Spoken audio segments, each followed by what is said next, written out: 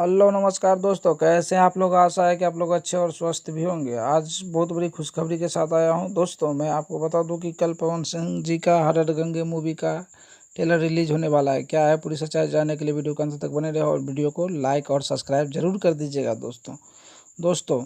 कल पवन सिंह जी की हर हर गंगे मूवी का रिलीजिंग डेट है 11 बजे सुबह में। रिलीज होने वाले हैं 2 चैनल पे। पहला चैनल है सिनेमा आर्ट्स और दूसरा चैनल है डी आर जे रिकॉर्ड्स पे रिलीज होने वाले। दोस्तों आप फिर से सुन लीजिए, पहला चैनल है सिनेमा आर्ट्स और दूसरा है DRJ चैनल। इन दोनों चैनल पर रिलीज होने वाले हैं पवन सिंह जी का हर हर गंगे मूवी का ट्रेलर, जो कि आपको पता होगा दोस्तों। इससे पहले भी एक ट्रेलर पवन सिंह जी का रिलीज हुए थे, 14 मई 2023 को रिलीज हुआ था। केवल उसका लाइक ही आए थे दोस्तों 1 लाख से ऊपर, और व्यू का तो बात ही छोड़ दीजिए दोस्तों। लोग कितना देखे, पसंद तो 1 लाख से ऊपर किए थे दोस्तों। इसीलिए आ रहे हैं जल्द, 11 बजे सुबह में आएंगे जल्द।